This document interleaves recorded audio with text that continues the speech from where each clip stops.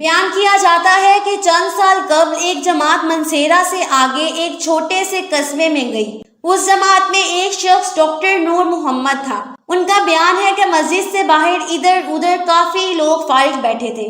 ہم لوگ ان کے پاس گئے اور مسجد میں آنے کی دعوت دی تاکہ وہ تعلیم میں شریک ہو سکے۔ کچھ لوگ ہمارے ساتھ مسجد میں آنے پر تیار ہو گئے۔ ایک صاحب نے کہا کہ میں نماز کے وقت آؤں گا اور نماز کے بعد عذاب قبر کا ایک واقعہ آپ لوگوں کو سناؤں گا۔ چنانچہ ظہر کی نماز کے بعد یہ شخص ہمارے پاس بیٹھ گیا، اپنا تعارف کرایا کہ وہ ریٹائرڈ فوجی نوجوان تھا۔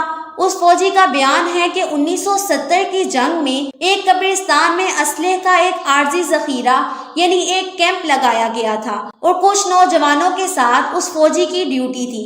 دن کا وقت تھا اور کوئی خاص کام نہیں تھا، چنانچہ اس نے قبرستان میں گھومنا شروع کر دیا۔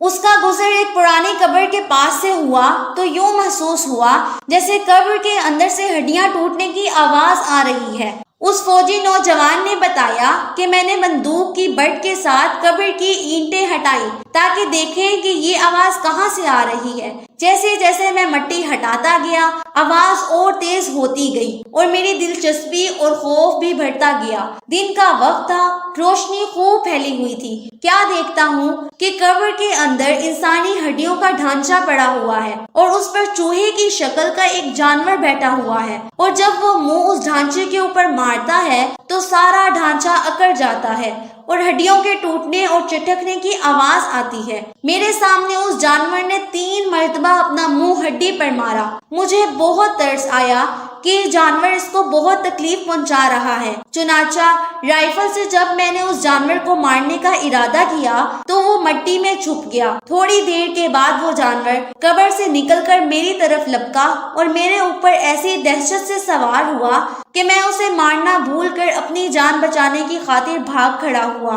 کافی دور جانے کے بعد میں نے مڑ کر دیکھا وہ جانور میرے پیچھے تیزی سے بھاگا آ رہا تھا۔ قریب ہی پانی کا ایک گھڑا تھا۔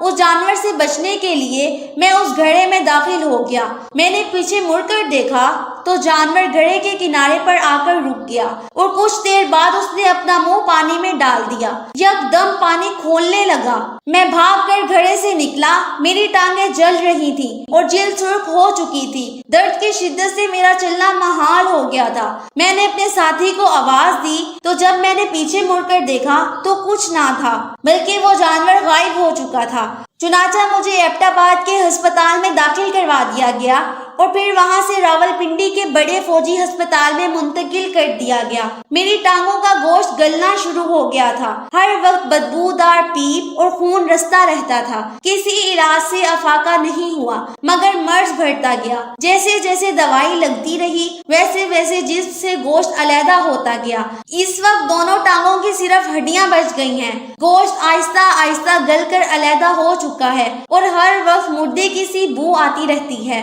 پھر اس شخص نے ہمیں اپنی دونوں ٹانگیں دکھائیں جن پر پٹیاں بندھی ہوئی تھیں۔ اللہ معاف فرمائے، اللہ تعالی ہمیں قبر اور جہنم کے عذاب سے محفوظ رکھے، آمین۔